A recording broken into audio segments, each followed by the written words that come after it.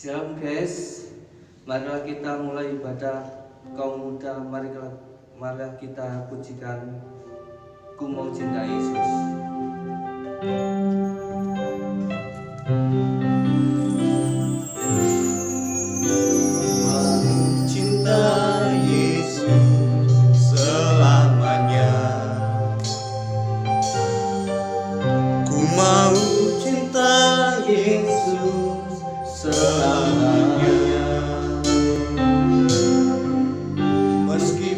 Badai silih berganti dalam hidup, ku tetap cinta Yesus selamanya. Aku mau cinta Yesus, mau cinta Yesus selamanya. Ku mau cinta Yesus selamanya. Badai silih berganti dalam hidupku, tetap cinta Yesus selamanya. Bapa, ini aku anakmu, layakkanlah seluruh hidupku. Ya Bapa, ini aku anakmu, pakailah sesuai dengan rencana-Mu. Mau cinta Yesus selamanya. Mau cinta Yesus selamanya. Badai silih berganti dalam hidupku, ku mau cinta Yesus selamanya.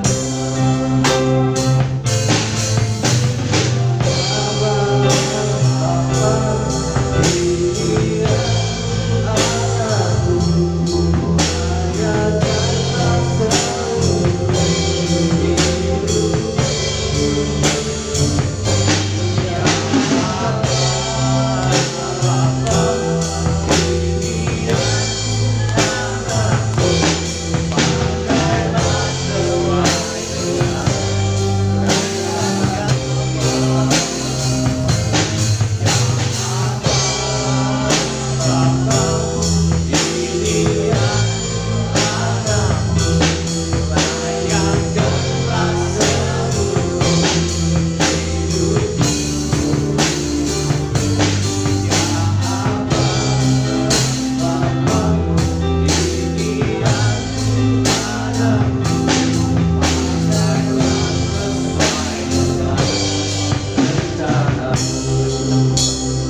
mari kita berdoa.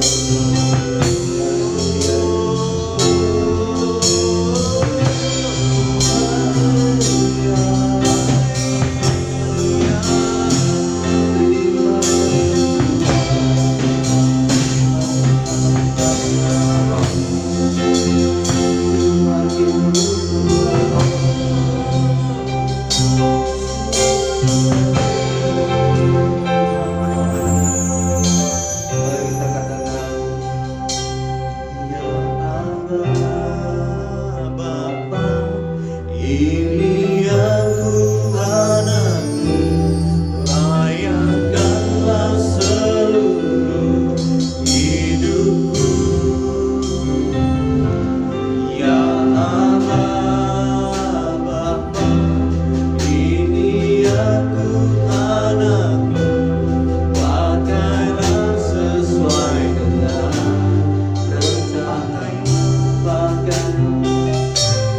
pakailah sesuai dengan rencana.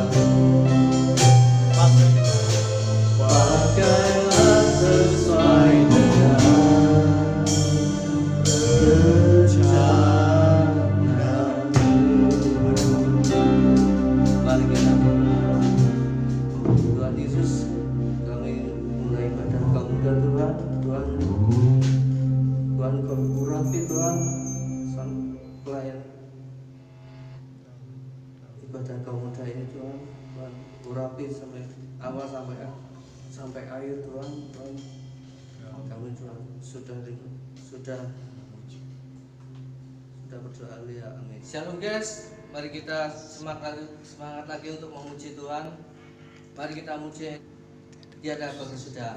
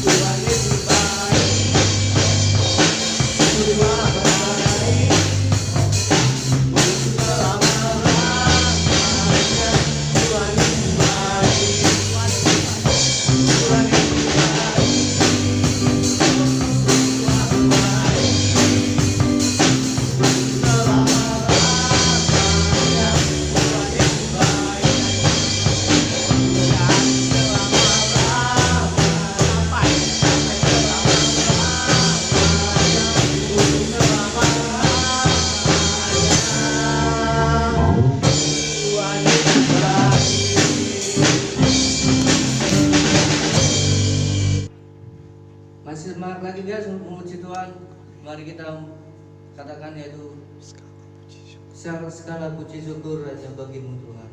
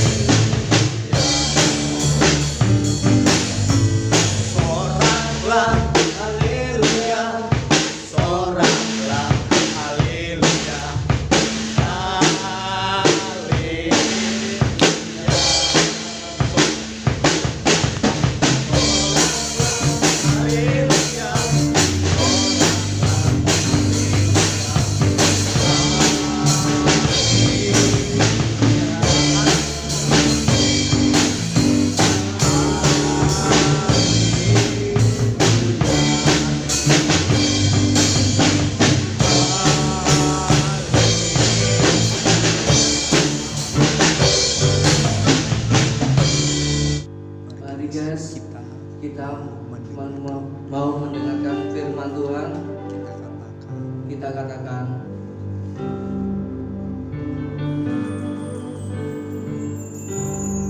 ku rasakan kasih-Mu Tuhan,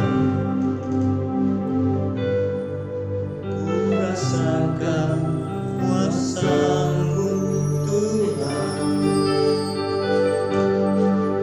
ku rasakan kasih kuasa Roh Kudus, ku rasakan kehadiran-Mu,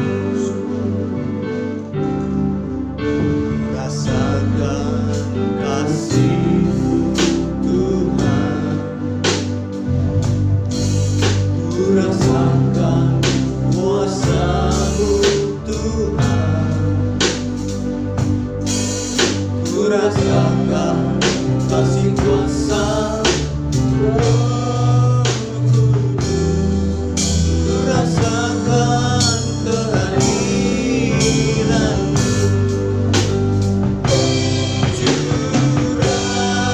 curahkanlah kuasa-Mu Tuhan, mujizat terjadi di tempat ini,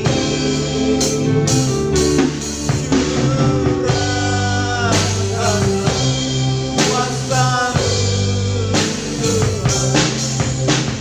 mujizat terjadi sekarang ini, rasakan kasih-Mu Tuhan, ku rasakan kuasa-Mu Tuhan, ku rasakan kasih kuasa Roh Kudus, ku rasakan kehadiran-Mu,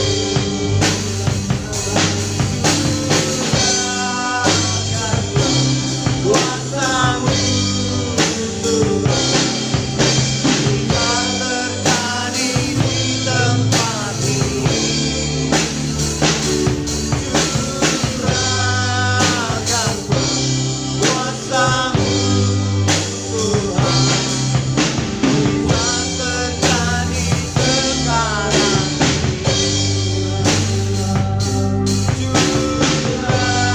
curahkanlah kuasa-Mu Tuhan, mujizat terjadi di tempat ini,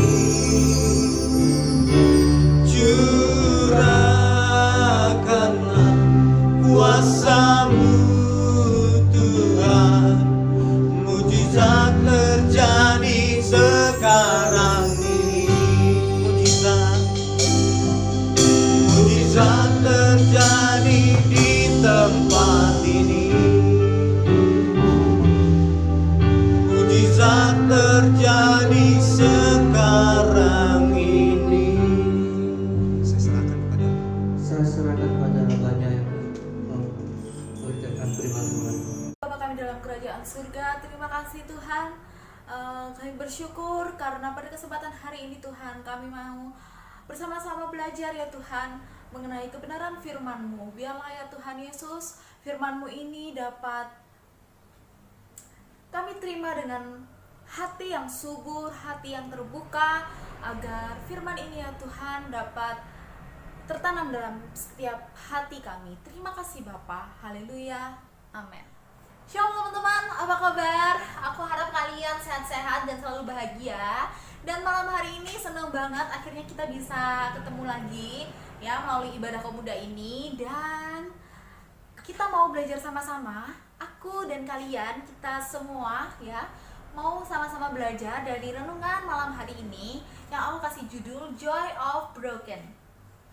Sukacita dari kehancuran. Masuk lebih dalam lagi ya. Aku mau ajak kalian buat ingat-ingat satu tokoh yang cukup famous ya, terkenal banget di cerita peralkitaban. Iya, siapa sih yang gak kenal sama Daud? Iya, Daud yang lawan orang Filistin itu. Iya, yang lawan Goliat. Iya, Daud yang suka main kecapi. Iya, Daud yang dibenci sama Saul itu, dengar yang itu. Kita kenal Daud itu, dia adalah orang yang cukup baik dan sangat dekat dengan Tuhan, iya gak sih? Tapi ya, renungan aku malam hari ini diambil dari Mazmur pasalnya yang ke-51, dimana kalau kalian tahu, Mazmur 51 itu merupakan sebuah tulisan yang dibuat oleh Daud yang mengekspresikan tentang pertobatan Daud. Pertobatan. Iya, pertobatan. Daud meskipun dia dekat dengan Tuhan, dia juga pernah jatuh dalam dosa. Dan dosa itu membuat hubungannya dengan Allah menjadi retak. Dosa yang mana? Iya, kalau kalian lupa atau mungkin kalian nggak tahu, kalian bisa coba baca di 2 Samuel pasalnya yang ke-11. Di situ diceritakan bagaimana Daud dan Batsheba. Ya, jadi Daud itu waktu perang ya, Daud akhirnya secara sengaja dia membunuh Uria, yaitu suaminya Batsheba. Kalian bisa baca lengkapnya di situ. Dan gimana Daud waktu itu mulai berzinah dengan Batsheba. Iya, cukup mengagetkan saat itu Daud melakukan hal-hal yang mungkin menurut kita itu kayak nggak mungkin Daud bakal ngelakuin hal kayak gitu. Tapi pada kenyataannya Daud juga pernah jatuh dalam dosa. Sejak awal, dosa itu sudah membuat hubungan manusia dengan Allah menjadi rusak. Kalian ingat dosa pertama yang dilakukan oleh Adam dan Hawa yang membuat kita jauh dari manusia jauh dari Allah. Tapi asal kalian tahu bahwa hubungan kita ini sebenarnya sudah diperbaharui, sudah baru sebenarnya. Karena apa? Kenapa? Karena Allah sudah mengutus anaknya yang tunggal, yaitu Yesus, datang ke dunia untuk melakukan penebusan dosa. Sekarang itu sebenarnya gampang banget kita bisa memperbaiki hubungan kita dengan Allah.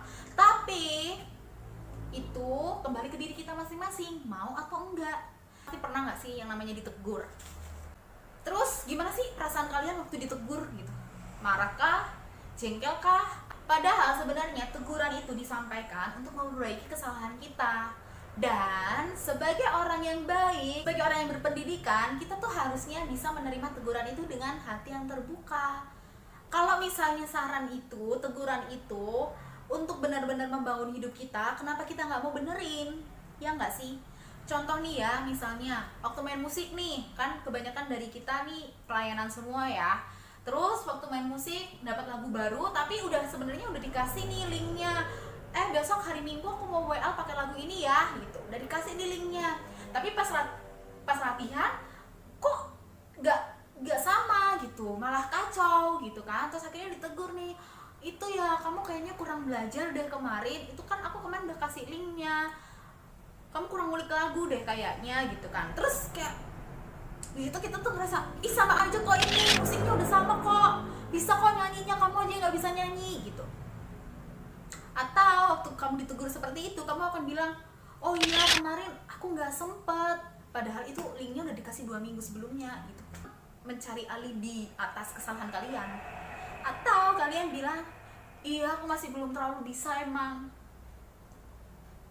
Kalian orang yang seperti apa?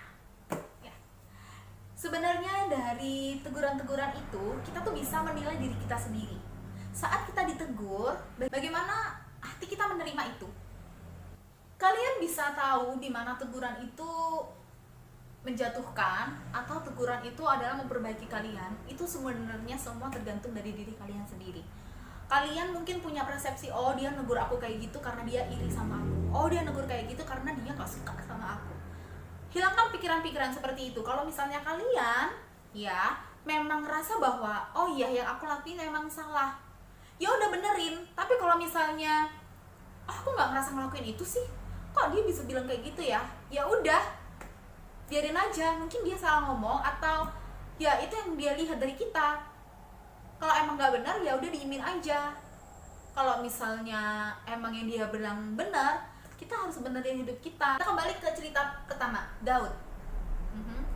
Daud waktu ngelakuin kesalahan, dalam kemudian Allah mengirimkan seorang nabi yang bernama Nabi Nathan untuk menegur Daud atas setiap dosa yang sudah dia lakuin.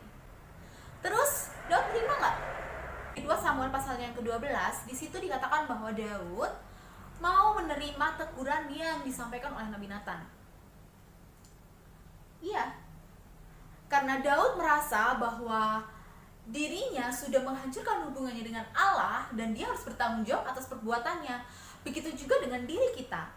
Kalau misalnya kita punya sebuah kesalahan, itu bukannya bangun tembok terus membatasi orang-orang untuk dekat dengan kita, tapi bagaimana kita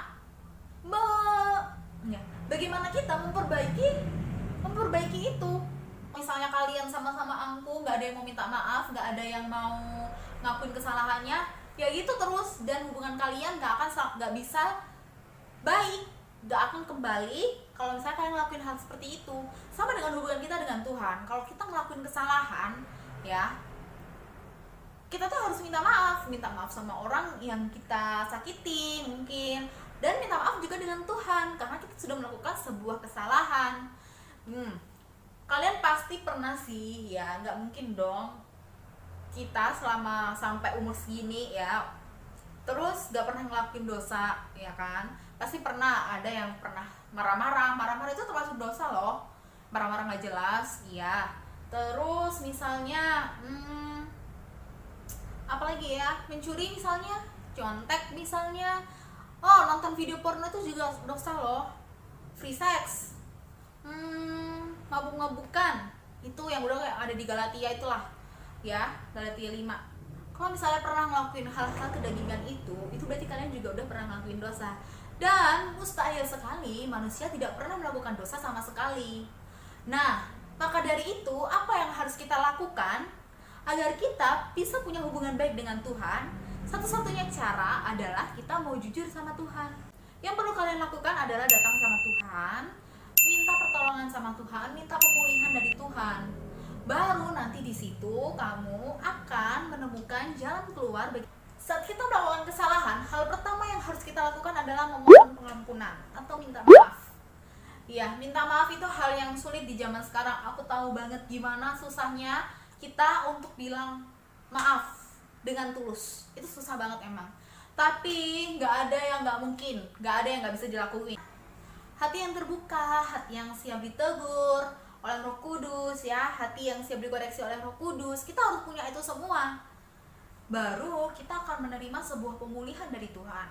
Tapi kalian ingat, kesempatan itu tuh kita nggak tahu kapan batasnya. Kalau misalnya nih ya, kalian tahu kalian dosa gitu ya, kalian salah, tapi kalian nggak mau ngakuin itu dan terus berbuat dosa, terus seakan-akan kalian masih punya umur sekitar 50 tahun lagi, 70 tahun lagi gitu, terus nanti ya udah 70 tahun lagi aku tobat pas mau mati gitu. Oh nanti aja lah kalau mau mati gitu.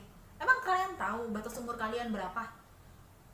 Selagi kita masih hidup, berarti Tuhan kasih kita kesempatan untuk memperbaiki diri kita dan gunakan kesempatan itu dengan sebaik-baiknya. Ya, di Jepang ada sebuah seni di mana dia memperbaiki tembikar. Tembikar itu kayak sesuatu yang dibuat dari tanah liat gitulah, yang pecah. Ya, jadi ada seni untuk memperbaiki tembikar. Padahal ya, kalau misalnya kita punya tembikar pecah ya, atau vas bunga pecah, guci pecah, atau mangkok yang dari tanah liat pecah, atau apapun itu kita pasti bakalan ngebuang itu dan kayak buat apa lagi, mau disimpan, mau diperbaiki, kan udah nggak bisa dipakai, ya nggak sih? Tapi di Jepang itu ada yang namanya kintsugi, ya kisugi. Itu adalah seni memperbaiki tembikar yang pecah. Dia menggunakan resin dan emas yang dicampur untuk menempel, untuk ya memasang retakan-retakan yang udah pecah tadi ya. Jadi itu kayak disusun lagi gitu. Dan dari situ dia tuh akan menghasilkan sebuah karya seni yang baru. Dan bahkan jauh lebih indah dari yang sebelumnya. Iya. Begitu juga dengan kehidupan kalian, kehidupan kita. Saat kita pernah melakukan sebuah kesalahan, sebuah dosa, dan kita minta pemulihan dari Tuhan, kita tuh sama kayak tembikar yang udah diperbaiki tadi. Kita udah lebih bagus, lebih cantik, dan di situ adalah kesempatan kita untuk menunjukkan diri kita bahwa diri kita sudah dipulihkan oleh Tuhan. Jadi kalau misalnya kita pernah melakukan kesalahan, hal yang harus kita lakukan adalah punya hati yang terbuka, punya hati yang mau ditegur, dan hati yang mau dikoreksi oleh firman Tuhan, oleh Roh Kudus. Dan dari situ kita pasti akan mengalami yang namanya pemulihan. Dan pemulihan itu bukan berarti sebuah hal yang aneh atau sebuah hal yang menakutkan, tapi pemulihan itu adalah sebuah berkat yang Tuhan kasih sama kita untuk dibagikan sama orang lain, bukan untuk disembunyiin. Karena pertobatan pasti menghasilkan sebuah pemulihan dan harapan yang baru, dan dari situ Tuhan pasti akan benar-benar memulihkan kehidupan kita, asalkan kita mau dan dengan rendah hati meminta kepada Tuhan.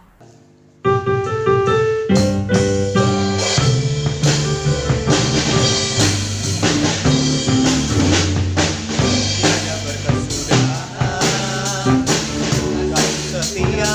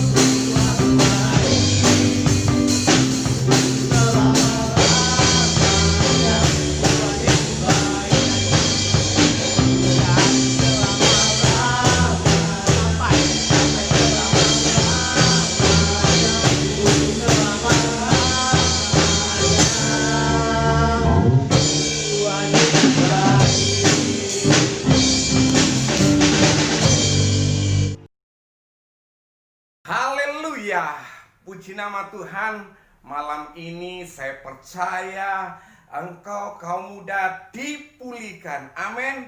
Percayalah bahwa di dalam Yesus ada kepastian. Amin. Di dalam Yesus ada pengharapan. Di dalam Yesus ada masa depan yang baik. Dan di dalam Yesus ada pemulihan. Haleluya. Baiklah kaum muda yang dikasihi Tuhan, mari kita akan tutup ibadah kaum muda pada malam hari ini. Mari kita akan satukan hati, kita akan berdoa. Bapa kami ada di surga, kami percaya Tuhan, Engkau ada bersama-sama dengan kami ketika kami bersekutu dengan Engkau, ketika kami menyatukan hati pikiran kami untuk kami boleh datang kepadamu. Biarlah Engkau akan menjamah setiap kaum mudamu ya Tuhan, Engkau akan melawat. Biarlah saat ini ya Tuhan Yesus, Kau akan pulihkan setiap kaum mudamu, Kau akan berkati setiap kaum mudamu ya Tuhan. Biarlah Tuhan akan memimpin, Tuhan akan menyertai kehidupan mereka ya Tuhan Yesus, hingga mereka boleh menggapai ya Tuhan masa depan yang penuh harapan yang Tuhan sudah janjikan kepada mereka. Tuhan Yesus akan memberkati studi mereka ya Tuhan Yesus. Tuhan akan memberkati pekerjaan kaum mudamu. Biarlah Tuhan akan menolong mereka ya Tuhan Yesus. Jauhkan mereka dari segala hal yang jahat. Jauhkan mereka dari pergaulan yang tidak benar. Jauhkan mereka dari minum-minuman keras, bahkan narkoba. Jauhkan mereka dari seks bebas. Biarlah Tuhan akan melindungi dan menyertai. Terima kasih ya Bapa. Kaum muda yang terkasih di dalam Tuhan, Tuhan Yesus akan menyertai engkau dan akan melindungi engkau.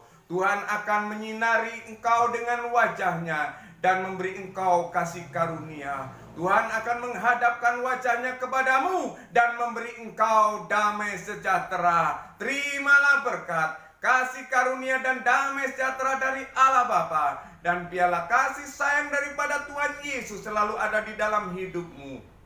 Dan biarlah persekutuan kita dengan Roh Kudus yang akan terus memimpin, memberi kekuatan kepada setiap kita mulai saat ini sampai Maranatha. Di dalam nama Yesus, haleluya, amin. Puji nama Tuhan, tetap semangat, Tuhan Yesus memberkati.